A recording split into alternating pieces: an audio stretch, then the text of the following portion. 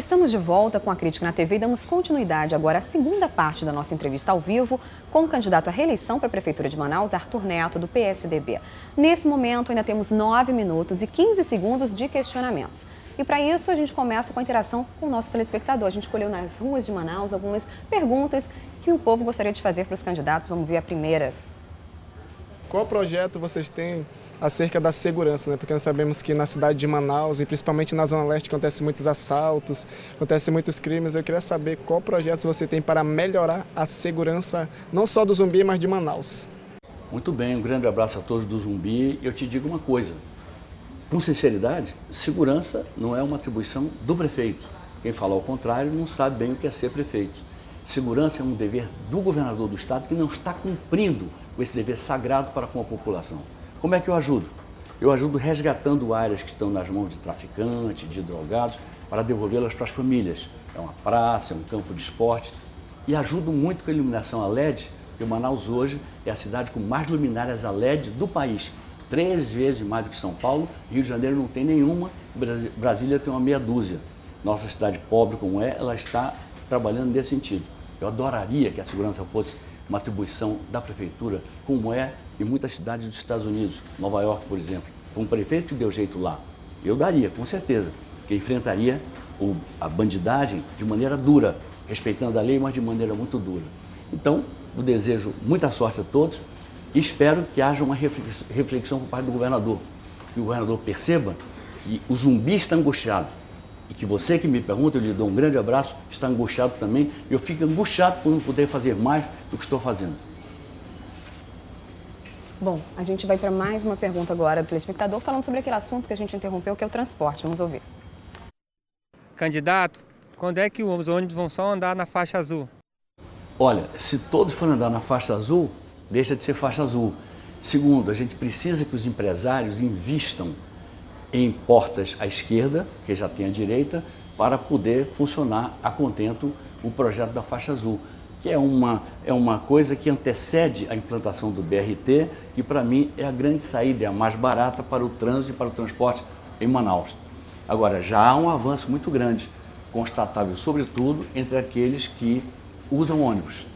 E não é que tenha piorado a vida de quem está de carro, apenas melhorou a vida de quem usa ônibus e que passou a ganhar um tempo melhor para a sua vida. Eu volto a dizer o que já disse da agora, adoro a palavra amor, para o lazer, para uma ginástica, para uma academia de artes ao ar livre. A gente tem feito dezenas e dezenas pela cidade inteira. Agora, Manaus só resolve seu problema de trânsito e transporte quando esse sistema arcaico que está aí, ele for transplantado para uma tecnologia maior. No caso, a meu ver, a melhor e a mais conveniente seria o próprio BRT. Um grande abraço, obrigado pela sua pergunta tão oportuna, tão inteligente. O senhor pretende renovar a frota de ônibus de Manaus? Olha, quem tem que renovar a frota são eles. Eu tenho que cobrar deles, porque você viu a nossa queda de braços com eles por tarifa. Eu tinha uma opção. Eu jogava parte do ônus da crise sobre os empresários, eu jogava sobre os desempregados. Eu tenho toda uma história de vida. As pessoas podem dizer assim, eu gosto do Arthur ou não gosto, mas todos me conhecem. Sabem dos meus compromissos. É uma linha de coerência que me fez enfrentar o poderoso rei de então, que era o presidente Lula, durante 8 anos. Todo mundo amava, menos eu. Eu dizia no que ia dar. Mas eles dizem que não tem dinheiro, que não conseguem renovar. Quem sofre é a população, que está reclamando de transporte sucateado, superlotado. Mas sempre foi assim, nunca houve. Sucateado é porque o prefeito antes de mim, ele comprou muitos ônibus. E olha que coisa terrível. Em dólar de 2,10, sem ter feito hedge. Sabe o que é hedge? É a proteção. É aquela coisa, o dólar não passa de 2,10, nem que ele vire R$5. Então, a frota, quando ela é comprada toda de uma vez, ela envelhece toda de uma vez. A idade média ainda é aceitável. O que precisa é uma repactuação com os empresários, eles compreendendo que não há força humana que me obrigue a tirar a crise do colo deles e jogar na costa dos empregados. Não acontecerá. Então, eles vão ter que se adaptar ao fato de que eles não estão lidando com um prefeito gorjeteiro, subornável, não estão lidando com ninguém que possa ser dócil a eles. Eu sou muito dócil em relação ao desempregado e nem um pouco dócil em relação aos empresários. Eles é que têm que se acostumar com o meu estilo E eu não tenho que me acostumar com o estilo deles. Tem que pôr o estilo de uma prefeitura que se leva a sério, que leva a sério as pessoas que mais precisam nesta cidade. Então, o senhor pretende melhorar o transporte coletivo? Sem dúvida, já melhoramos bastante. Consórcio operacional, nós temos as faixas azuis, nós temos a recuperação dos terminais, nós fizemos uma obra enorme recuperando todos os terminais. No próximo governo queremos fazer o T6, também é uma preparação para o BRT. Nós fizemos uma série de melhorias, o Centro de Controle de Operações. Hoje se sabe onde está o ônibus, por que parou, se foi batida, se o motorista parou por qualquer razão, se houve algum acidente na frente do ônibus. A gente tem esse controle que não havia antes. Agora, tudo esbarra no limite. Qual é o limite? É o limite da tecnologia antiga e obsoleta, que é desses ônibus que são do tempo do onça, do tempo em que minha avó Luísa era criança. Minha avó Luísa, infelizmente, já é falecida há muito tempo. É o BRT que vai solucionar se tivermos ajuda federal e ou internacional para isso. É a sinceridade e a experiência que me mandam dizer assim. Candidato, a gente tem mais uma pergunta do telespectador. Vamos lá. Eu gostaria de saber quais são os projetos que você tem para os adolescentes e jovens da cidade. Puxa, que bacana. Primeira coisa é a gente sempre apoiar a qualificação dos jovens. Eu encontrei e aperfeiçoei o projeto Bolsa Universidades. Fiz o Bolsa Pós-Graduação. Tenho Bolsa Idiomas. Vou sair, se Deus quiser, com Bolsa Informática. Ou seja, a gente qualifica porque a questão não é só emprego, é empregabilidade, é dar condições de as pessoas se empregarem. Os parques da juventude, o investimento no ensino fundamental. Manaus hoje é a 11ª cidade no ensino fundamental no país, era a 23ª. Então, em relação a vocês, eu tenho uma outra proposta a fazer. E a proposta não é minha, é uma proposta para vocês entrarem nessa comigo. Ao invés de a gente se preocupar sempre com o chamado primeiro emprego, é nós pensarmos numa mentalidade empreendedora e pensarmos num projeto que eu só não assinei ainda e não divulguei por causa das restrições da lei eleitoral, mas que já está aí e já vai ser política pública no próximo mandato desta cidade, é a minha primeira empresa. Isso cria uma mentalidade de desenvolvimento, de apego ao lucro, mas o lucro legítimo. O lucro ruim é o lava-jato.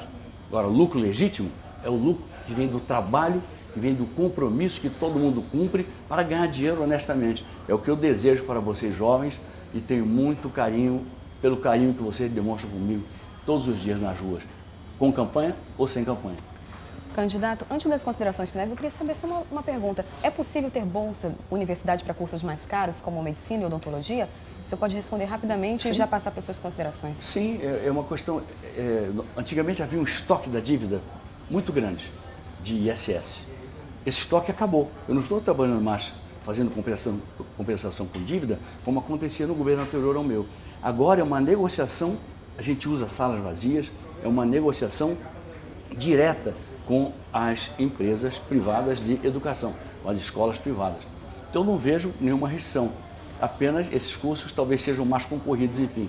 Mas nós temos hoje 110 mil pessoas beneficiadas já pelas nossas bolsas. Candidato, o senhor tem um minuto e pode já aproveitar as suas considerações finais? Olha só, eu sou candidato à reeleição por uma razão bem simples, porque a minha candidatura protege Manaus, e a experiência com a criatividade e a coragem de enfrentar uma crise como essa. Em segundo lugar, porque eu sou o diplomata mais esquisito do mundo. Diplomata estuda muito, rala muito para ir para o exterior.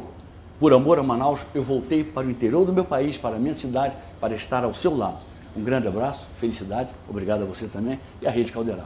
Ainda tem 30 segundos, se quiser aproveitar. 30 segundos? Puxa! Então hoje, eu ganhei hoje uma camisa muito bonita de um querido amigo meu, com o número 10 mais Zico, meu ídolo, escrito nas costas, melhor jogador que o Flamengo já teve. E aí eu ganhei o dia. Estou bem-humorado, estou a fim de abraçar e beijar todo mundo. Muito obrigado. Está conquistando sua torcida do Flamengo, então, agora. Olha, eu quero conquistar as outras também, viu?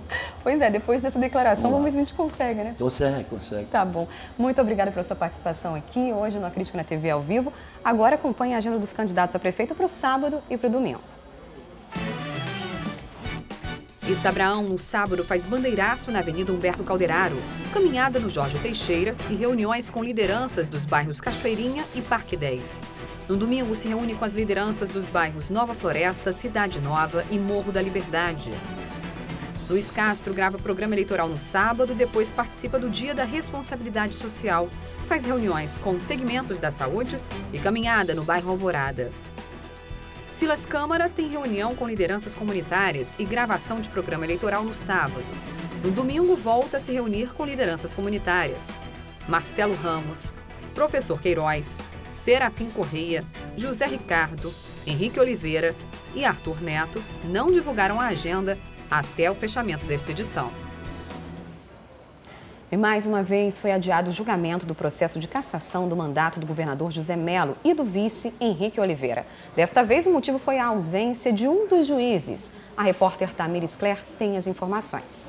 O juiz Francisco Marques precisou faltar porque está em uma consulta médica. Mas o Ministério Público entendeu que, na verdade, a votação poderia acontecer, já que o juiz em questão já votou. Nesse caso, como o voto seria apenas do presidente, Valdir Minerva, todos os membros que já apresentaram seu voto deixaram bem claro que não pretendem modificá-lo, senão não teria razão do presidente dar o voto de Minerva. Então, eu tenho a convicção que a interpretação desse dispositivo não impediria que o julgamento fosse feito hoje. Era esperado para essa sessão o voto do presidente da Corte. E Edu Simões diz que já tem preparado todo o voto, mas só vai se pronunciar na próxima sessão que ele presidir, marcada para o dia 26 de setembro. Defesa e a acusação divergem sobre a demora do julgamento. O fato é que esse processo, como os outros 11 processos de cassação que ainda estão nos gabinetes, eles precisam ser julgados. Pior do que uma decisão é essa indefinição. A sociedade precisa de uma definição em definitivo. É determinação legal que a Corte julgue com todos os membros presentes os processos em que pode haver cassação de mandato. Portanto, não havia outro caminho com a ausência de um dos membros a não ser adiar. Então, um processo dessa magnitude precisa mesmo ser tratado com essa detenção. Então, no meu modo de ver, não há estranheza alguma no tempo que o tribunal está levando para julgar o feito. Tamires Cler, para o A Crítica na TV. E o governador José Melo nomeou hoje Fábio Monteiro para seu segundo mandato como Procurador-Geral da Justiça do Estado. Ele foi o mais votado, com 114 votos, na eleição ocorrida na última segunda-feira, à frente de Alberto Nascimento, com 69 votos, e Silvana Cabral, com 56. O governador tinha 15 dias para definir a questão, mas acabou optando por reconduzir Fábio Monteiro, que fica no cargo até 2018. A polícia prendeu o filho do narcotraficante Zé Roberto da Compensa. Ele tinha assumido o comando de uma facção criminosa que atua aqui na cidade e era procurado desde novembro do ano passado.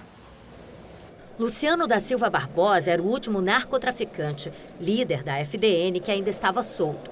Na quinta-feira à noite, ele foi capturado no bairro Compensa, Zona Oeste, enquanto jogava futebol no centro social do bairro. Ele apoiava um time de pelada, o T5, que teve a bandeira apreendida pela polícia.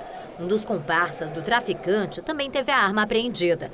Luciano era considerado um dos foragidos mais perigosos do Amazonas e já estava sob a vigilância da Polícia Civil. Nós conseguimos acompanhar os últimos passos do Luciano em todos os forrós que ele frequentava, jogo de futebol, e ontem, no momento mais oportuno, concluiu com êxito a operação com a prisão do Luciano, que foi apresentada aqui na Delegacia Geral. Como o traficante estava em um lugar público, foi preciso uma operação coordenada para evitar a fuga e evitar que a população fosse ferida em um confronto. Foi feito todo um planejamento tático operacional, até porque tem muito olheiro naquela região, então qualquer pessoa que se aproximasse, ele já saberia com antecedência e já empreenderia a fuga. Só que a ação da Polícia Civil, juntamente com a CA e Grupo Fera, ela foi cirúrgica, que tinham diversos populares, haviam mais de 200 pessoas no campo e não ocorreu nenhum disparo. Então nós tivemos o cuidado de colocar homens muito bem preparados, com armamento pesado, em todas as situações, em todos os locais do campo, porque é uma operação dentro de um campo aberto. Ela tem um diferencial que você tem vários locais para você dominar as rotas de fuga que possui aquele campo, justamente para que ele pudesse empreender fuga em caso de uma ação policial. A polícia contou com um reforço na segurança para fazer o transporte do filho de José Roberto da Compensa, o Luciano da Silva Barbosa. Ele saiu aqui da Delegacia Geral e foi levado levado para a sede da Polícia Federal. Ele responde a vários processos e é procurado desde a Operação La Muralha, que foi deflagrada pela Justiça Federal em novembro de 2015. O Luciano é considerado um dos principais líderes da facção criminosa Família do Norte. O último líder que, digamos assim, ainda estava em pé, ainda comandava o tráfico aqui na cidade. A figura do Luciano era uma figura emblemática porque ele assume essa facção no lugar de seu pai. Ele tinha todos os conhecimentos logísticos, por ele passavam as ordens e autorizações de execuções na cidade. Nós recebemos diversas denúncias de locais que servem somente de fachada para lavagem de dinheiro do tráfico dessa organização criminosa. Fica o recado que qualquer pessoa que assuma essa facção, é esse o fim, vai ser preso e, em atendimento à determinação da Secretaria de Segurança, foi cumprida essa missão com todo êxito na data de ontem. Nós temos a consciência de que o tráfico de entorpecentes é o principal vetor de outros crimes violentos que têm acontecido e acreditamos que isso foi um grande passo no combate à criminalidade na cidade de Manaus. Um policial morreu depois de uma troca de tiros na noite de ontem na Cidade Nova, zona norte da cidade. Ele reagiu a um assalto e acabou sendo alvejado. Um dos assaltantes também morreu no local. O cabo da Polícia Militar, Eleandro Lacerda, de 38 anos, estava com a família nesse lanche quando foi abordado por 3 homens armados. O PM reagiu e houve troca de tiros. A vítima e um dos assaltantes foram atingidos. Aproximadamente uns 5 tiros. Quando eu saí, o policial já estava caído aí, estavam chamando a ambulância, socorro. Só que eu acho que ele não sobreviveu, a ambulância também não chegou. E pegaram outro rapaz para lá. E bateram muito nele até a morte ali, não chegou ambulância, nem polícia, nem ninguém. O assaltante morto era Gurlit Souza da Costa, de 22 anos. A polícia suspeita que ele esteja envolvido também na morte de um taxista na última terça-feira no bairro Monte das Oliveiras. Eleandro chegou a ser socorrido, mas morreu no Hospital João Lúcio, na Zona Leste. O corpo dele foi velado na casa de familiares no mesmo bairro onde aconteceu o crime.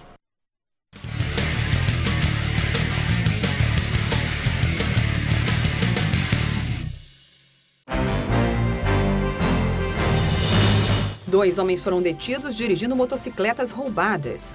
Eles estavam com um adolescente e outro homem que conseguiu fugir durante a abordagem policial. 2 armas foram apreendidas e os 4 são suspeitos de fazer assaltos no bairro Cidade de Deus, na Zona Norte. Os colombianos Silvan Prieto e Vicente Ramírez foram presos por envolvimento com tráfico. Com eles foram apreendidos 1 quilo de cocaína, dinheiro e anotações de venda de drogas. A dupla atuava nesta casa sem despertar suspeita no bairro Planalto, zona centro-oeste da cidade. Edson Bragança de Souza foi preso suspeito de integrar um grupo de jovens e adolescentes responsáveis por vários assaltos a ônibus na cidade. De acordo com a polícia, Edson já teria cometido pelo menos 60 assaltos em coletivos.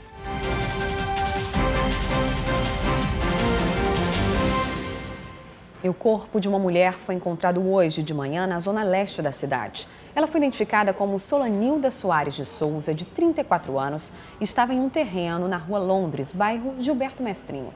Os moradores da redondeza suspeitam que a mulher tenha sido morta e enterrada por causa do tráfico, já que ela seria usuária de drogas. O corpo foi retirado com a ajuda do Corpo de Bombeiros e recolhido pelo IML. O caso vai ser investigado pela Delegacia de Homicídios. E veja a seguir, empresários discutem propostas para agilizar o transporte de pessoas e mercadorias pelos rios do estado. E ainda, segundo caso de microcefalia por Zika vírus é confirmado em Manaus, mesmo diante da redução nos criadouros do mosquito transmissor da doença. Eu volto já já.